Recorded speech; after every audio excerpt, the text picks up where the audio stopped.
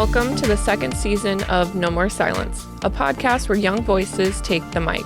Each month, we sit down with high school and college students, local educators, and community leaders from Toledo to share real stories, raw emotions, and honest conversations about life, community, and everything in between.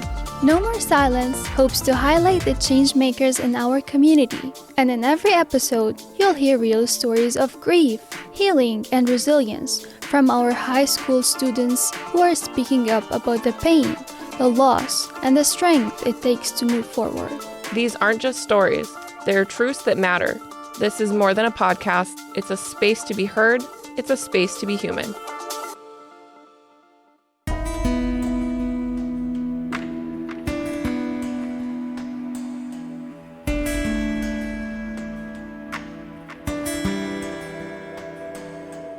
My name is Amanda Hatton, and I'm a graduate student in public health at the University of Toledo, and I am a guest host of the podcast for fall semester. What interests me the most about the podcast is hearing different perspectives and lived experiences from students in the community. And my name is Shaima Abdel Halim, and I am an undergraduate student in public health and pre-med at the University of Toledo. I am looking forward to being one of the guest hosts of the podcast for the fall semester. What interests me about the podcast is the opportunity to engage with students and community leaders to discuss a wide range of interesting topics. This will be the 10th year for Fearless Writers, bringing local high school and university students together to write with and learn from each other about important social justice issues. Fearless Writers is a creative community that allows for free expression, nurtures confidence in voice, and supports collaborative, youth-led research in an effort to counter discrimination and implicit bias. We are grateful for our partnership with WGTE that allows us to share the writing and discussions from Fearless Writers. This is the first episode of Season 2. Stay calm and just listen.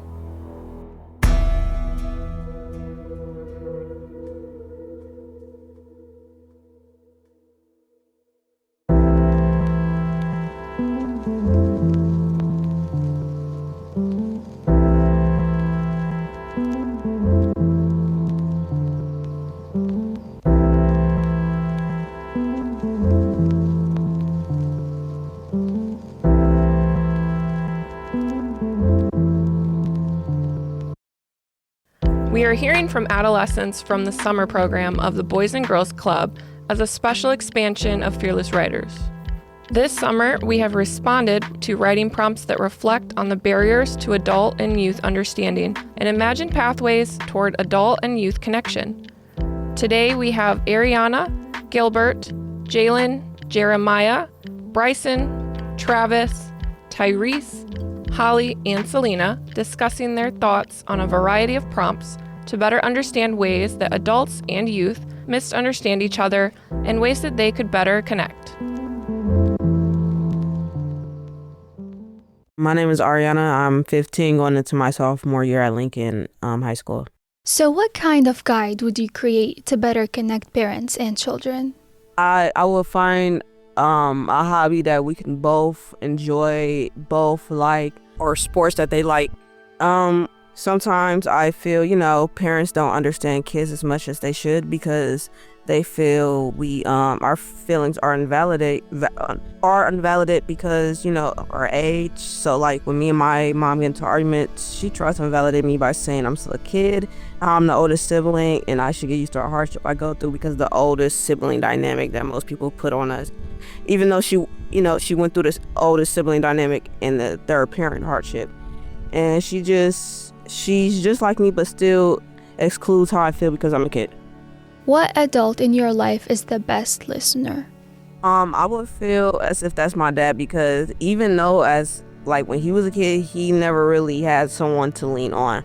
He always, he had bad influences like street stuff like that, but he still sits and tries to understand, even though sometimes he'll sit there and think until he can find something or a mutual agreement, or he'll get mad, leave, and then come back, apologize, and try to sort it out. So, if you ask your parent one question and you would not be judged or misunderstood, what would you ask? If I could ask my parents one question, I think it would be, why haven't you tried to break the oncoming generational trauma? They often make me do things they did as kids that made them view their parents differently or dislike them. They also see communication as disrespect, which is odd because they tell me time and time again how they couldn't communicate when they really wanted to. I feel, because none of us has a book how to be a parent or how to be a child, and it could be hard for both of us. I definitely feel communicating is very hard because our parents grew up, with a strict system, don't talk back, or, they would be punished by it. So us growing up and trying to break that cycle, it can be hard on us and them because they never really got to do it themselves, so they may see it as disrespect. So to combat that, we may have to, let them have it at first and try to talk to them when they're more level-headed and, when we're in a playful mood, because they never really had the experience to talk to their parents as much as we try to talk to them now. So they don't see it the way that we do, how, we might see it as communication, but they might see it as disrespect because they just truly never had that chance to do it with some of their parents. Name is Jalen. I'm going to 8th grade and I go to Reynolds Elementary. What kind of guide would you create to better connect parents and children? Take them places, have important talks with them, buy them some things, and then just at the end of the day, just be a good parent. When they listen to them, when they talk to you about stuff. What adult in your life is the best listener? Maybe my auntie. Yeah, maybe my best. Cause she always listens whenever you do. Cause if you get in trouble, she always listens to what you have to say instead of just talking over you. So yeah, just my auntie. My name is Gilbert. I'm going into the 8th grade and I go to Western Toledo Preparatory Academy. What kind of guide would you create to better connect parents and children? Listen to what they're trying to tell you. Try to explain in a way they will understand, and then be calm, but also don't just try to put what you think is right. You gotta also try to come to a mutual agreement. What adult in your life is the best listener? My brother-in-law, because even though my mom doesn't always listen to me or my other siblings don't always listen to me, he's always there for me. Because my brother will accuse me of things, but then there's my other brother there who will he'll stick up for me. He sees my perspective. So how would your life be if you were your parent for one day? If I was my mom for a day, I would have it a rule that everyone had to help out around the house, because most of the time it's just me and my mom. My mom's getting too old to have to do everything herself, and it's mostly adults in our house, so we should have to have a rule to where everyone has to help out. What is a time when an adult did not understand you? One time that my mom said that it's okay, it's not that serious, was when we lost our first round in a basketball tournament, and that was my first time playing for the team that year, so it made me feel like she really didn't care. My name is Jeremiah. I'm going to the 10th grade and I go to Toledo Early College. What do you think parents need to focus more on with their children? Parents need to focus more on their children's mental health rather than grades or when they're going to get a job or relationships. Parents just want to make their child successful, but how are they going to make it in life if they don't have a good mental support system? Society has proven that most mental disorders are developed from neglection and rejection. Most disorders like BPD, depression, and sometimes split personalities. So, if you woke up one day as one of your parents, what rule would you create? My first rule would be always come to me if there is a problem at home, school, or at work, any problem at all. And for the second one, it was, what does my parents' schedule look like day to day? So I put my mom, she goes to work for 11 hours, then sometimes she goes to the store, and then she comes home and cooks for us if she needed to cook. Then she takes a shower and sleeps. My name is Bryson Bailey. I'm in 10th grade. So what kind of guide would you create to better connect parents and children? So it's a 3-step guide for me. I have step 1, address the issue. It matters for the parent to understand the issues that the kids are going through. Step 2, help them come up with solutions. It will show them that you truly care about the situation that they're going through and you're there to help them. Number 3, ask them if they understand the solution that you came up with. They sometimes need help understanding the solution. Okay, so what would you respond if an adult told you that you could never understand mental health issues because you are too young? you're never too young to have mental issues. Everybody has problems going through different things in their lives. My name is Travis King. I'm 14 years old and I go to St. John's. Why is mental health important? Mental health isn't a topic that should be talked about because it's a very crucial part in your life. Many people try to bottle up things that have happened in their lives, which can ultimately lead to negative things for your mental health. My name is Holly. I'm 15. Why is there violence? Violence can often be caused within teens due to jealousy, arguments, or simply because someone doesn't like a certain person. I believe that violence is a very immature and unnecessary way to resolve problems because it proves that you're unable to make amends with people in a mature manner. Violence can also have long-term effects, for example, broken bones and scars, which also adds to my point why I believe violence is an unnecessary way to solve problems. All right, my name is Tyrese Blue. I'm 17 years old and I graduated from Toledo Early College High School. How does adultism impact you?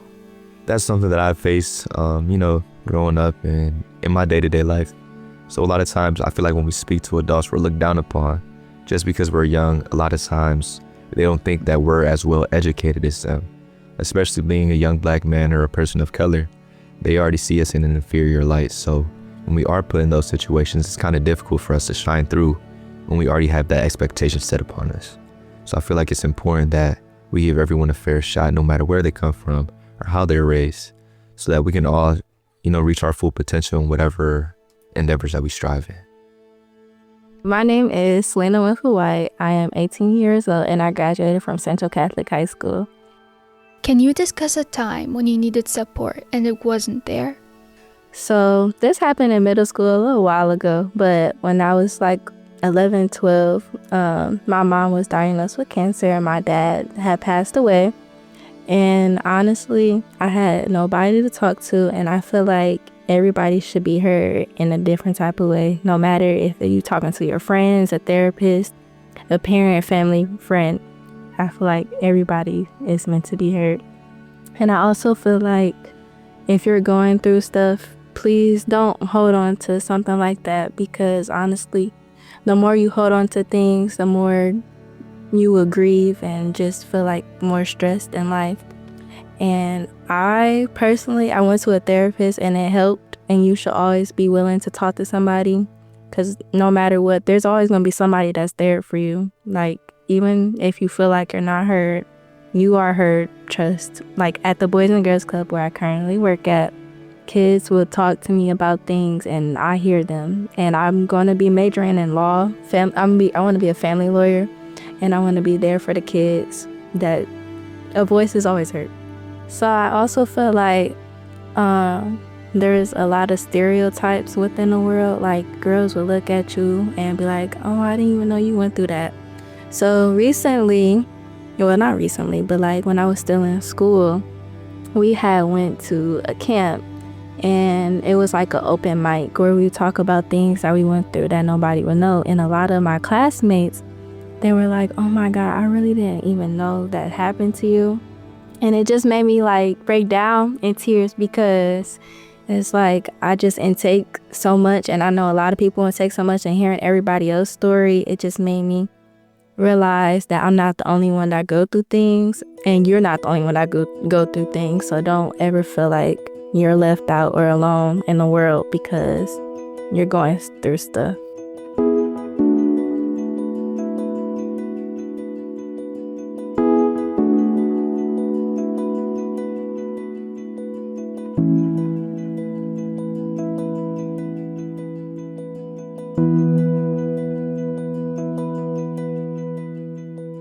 Joining us today, we have Sarah from NAMI on the podcast.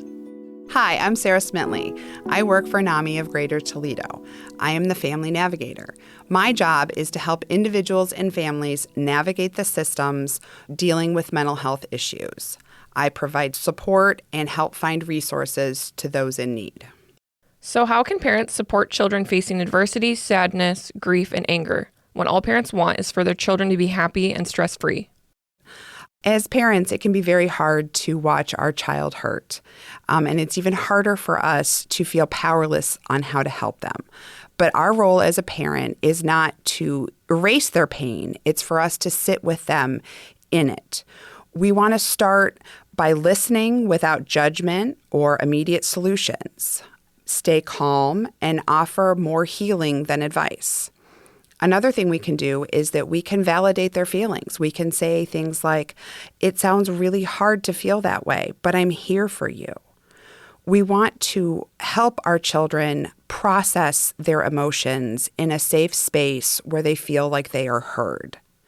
And sometimes just the presence of us being there is even more powerful than trying to fix it. We want to say things like, "I don't have all the answers, but I'm here for you, and we're going to figure this out together." Now, what do you see as a major generational disconnect when it comes to mental health? And what is the difference between adults and kids when it comes to mental health awareness? There's a lot of generational disconnect when it comes to mental health these days. A lot of adults were raised to just have their feelings in private, and strength meant just dealing with it on their own without any help. For today's youth, they're often looking for more of a help and a guidance than they are to fix it. We want to show them that there is strength in sharing and advocating for themselves and even asking for help. Sometimes adults think that children are too sensitive or too dramatic. And I think that causes for children to feel unseen and misunderstood sometimes. Social media can be a big part of how our children feel and deal with things. And that's not something that we've had in past generations. And sometimes we as adults don't realize how much pressure and how much influence social media and having an on-demand world can affect our children and how they're handling what they're going through. Sometimes when adults approach a situation by, "Okay, I'm going to fix this for this. How can I fix it?" That's not often what the youth are looking for. They're looking for someone to sit with them and listen to them and just feel like they're being heard and what they have to say is important and it matters to the people who love them.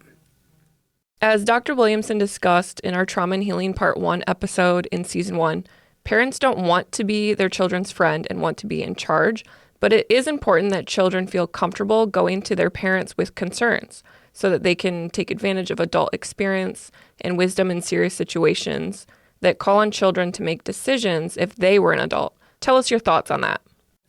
Today, with parents building trust for their children to feel safe in coming to them can feel kind of overwhelming because we're also trying to maintain parental authority and still be seen, not just as their friend. And I think that we need to realize that authority and approachability don't have to be opposites. Our kids do need structure, but they also need softness and understanding. One of the ways that I have found that can help with my children and expressing how they're feeling is asking them open-ended questions. What happened today? How was your day going? What are some things that were good and what are some things that you struggled with today? And let them know that you're being there to hear them and that you want to hear more. Ask questions. Ask about things that they say. And let them know that you're interested in what they have to say. Sometimes we also need to respect their autonomy. There's a lot with youth today. They want to be their own person. And so letting them know that, I have faith that you're going to figure this out. And I'm willing to sit here with you and to talk through it and help you through this process so that they don't feel like it's all on their shoulders just to figure out on their own. And sometimes we as parents, we don't always make the best choices, and we need to own up to that and apologize if we didn't handle something correctly the first time. I try to make sure that if I make a mistake, I apologize for my mistake. and I show them that I'm taking accountability, and I'm trying to show them that there's a way that they can change decisions that weren't the best that they have made. And we want to make sure that they understand that it's okay to admit that you made a mistake and show them, I made a mistake, but this is what I'm going to do to fix it. We also want to make sure that our youth know that they can tell us anything and that our love and our support is never off of the table. When something goes wrong or they feel like they've disappointed us, we're going to help them through it, but we're going to love them and we're going to keep them safe at the same time. So, what are effective strategies that parents can use to start conversations about mental health? Sometimes we find it hard to start a conversation with our youth about mental health. And I think that there's a lot of different tips and tools that we can use to help start a conversation. We also want to normalize that talking about our mental health is important. We talk about our body, our aches and our pains. We also need to talk about our mind. And I think starting a conversation with your child to let them know that this is all one body and every part matters also helps it be more comfortable to talk about mental health.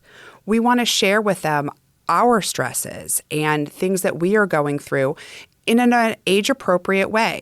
We want to let them know, like, gosh, today was really stressful, but I sat down, I took a few breaths, and I really just tried to keep still for a while, and that really helped me be able to move on with my day. And also, if we normalize emotional check-ins, it becomes easier to talk about more and more and every day. How are you feeling today? Are there some things that you'd like to talk about? Are you struggling with emotion and how to convey it? Let's have a conversation about that. So, what are your thoughts on strategies to decrease stigma surrounding mental health challenges? And how can parents get more information about the impact of childhood adversity or toxic stress? There's a lot of stigma surrounding mental health challenges, and we're always trying to decrease that stigma. And I think that we've made a lot of good strides with helping that. We find that kids see athletes and artists and leaders and people in the public talking more and more about mental health struggles that they're having. And I think that helps our youth normalize their struggles and that it's okay to talk about it. A lot of schools and youth organizations today have integrated a lot of mental wellness in everyday conversations, trying to make it less of a taboo topic. One of the things that NAMI does is we have a Family to Family and Ending the Silence program that we help families understand that they're not alone and that speaking out and talking provides a lot of strength to them and their loved ones.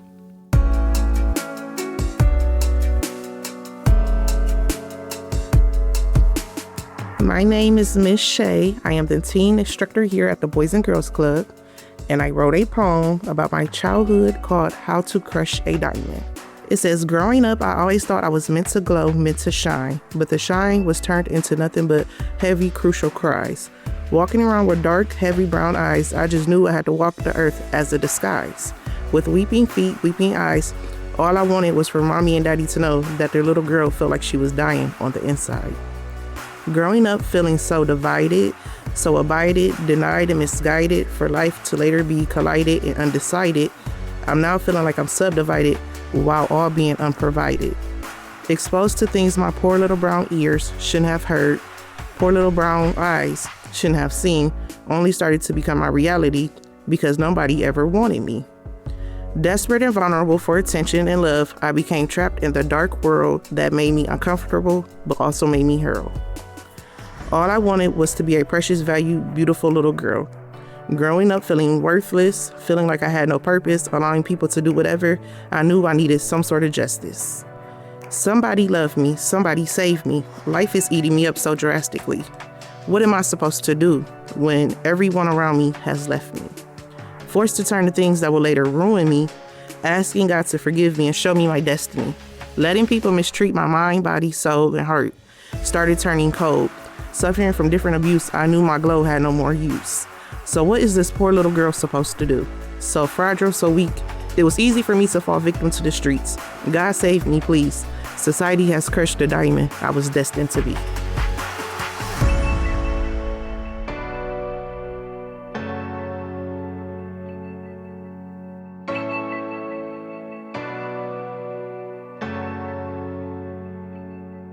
I'm Wendy Easler. I'm from the Boys and Girls Club, specifically the Teen Club, James A. Huber Teen Center. Can you describe a time when you really connected with teens? I would say a time when I really connected with teenagers would be, I had a group of teenagers that were in my office, and we just started discussing sports and how much the sports guys were making.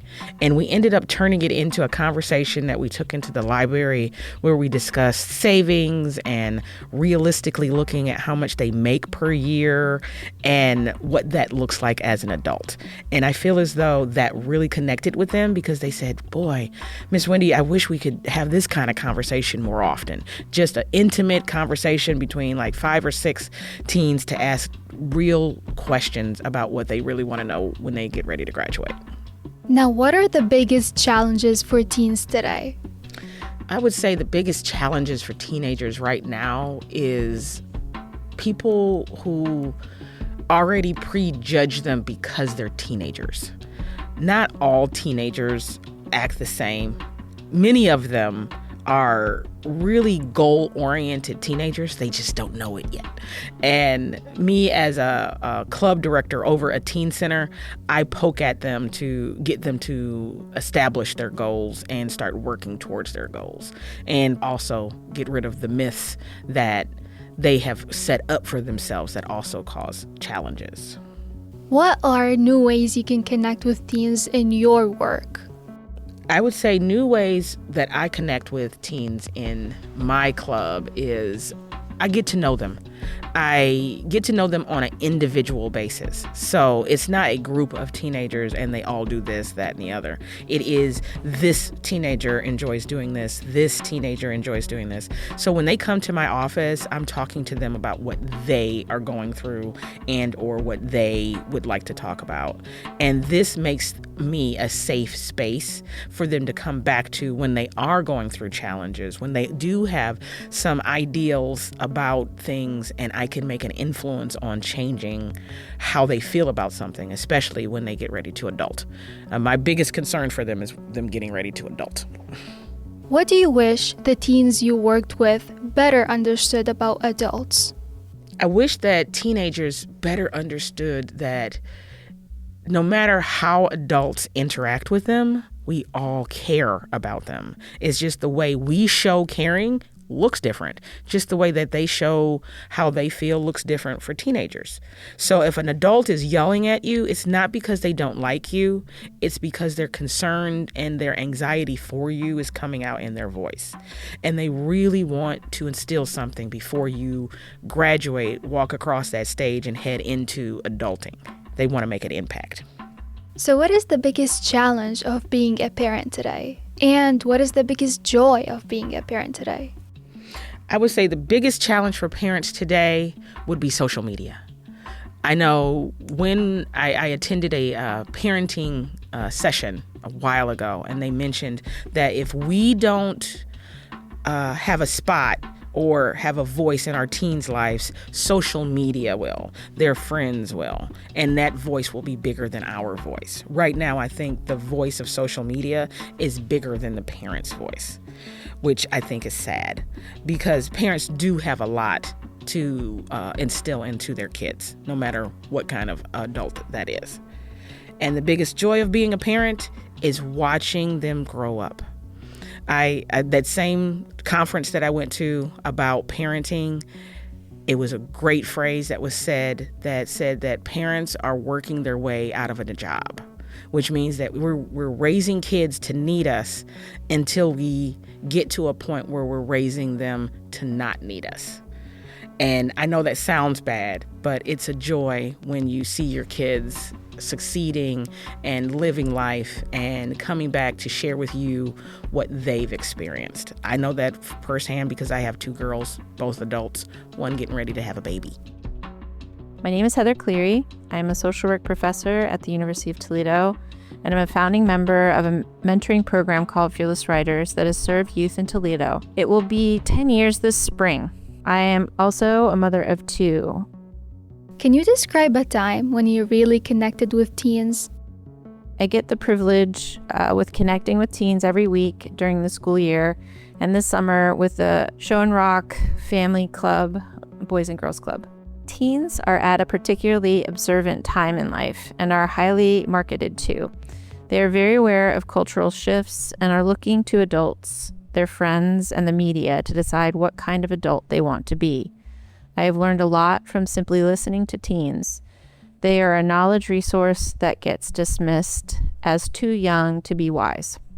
What are the biggest challenges for teens today? Biggest challenge to teens is healing from the traumas associated with COVID-19.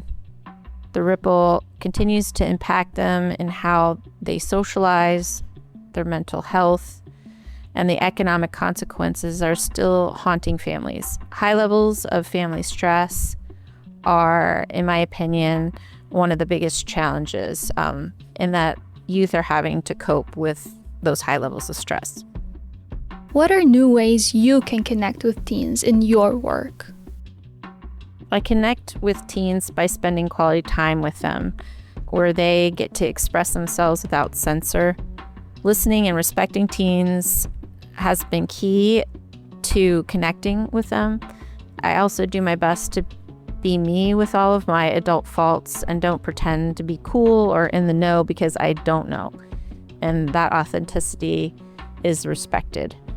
What do you wish the teens you worked with better understood about adults? Teens can be brutal at times, forgetting that adults were teens once. Adults are human and also like to belong and be respected. So what is the biggest challenge of being a parent today? And what is the biggest joy of being a parent today? The biggest challenge of being a parent is keeping up with social media and how young people get information. It is a hard time economically for young adults, and I often wonder how can parents best support in these very difficult economic times. The biggest joy of being a parent is learning about acceptance of difference and the importance of belonging. That is a huge value of my kids' cohort, as well as their openness to mental health support, which is the opposite of my parents who felt mental health struggle should be hidden.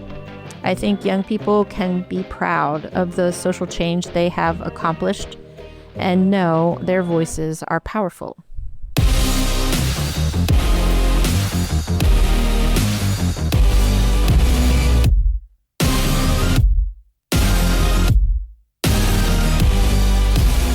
We would like to thank WGTE and our producer, Chris Pfeiffer, for the opportunity to share our stories.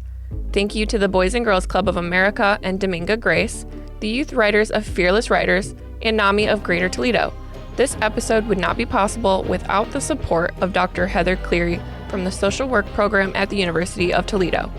In episode 2, we will hear from the Monarch Grief Center about the importance of the memorial process to grief. This episode will be dedicated to those that lost loved ones to gun violence in Toledo over the 4th of July weekend. Be sure to check out the No More Silence episodes at wgte.org/nomoresilence. WGTE. Voices around us.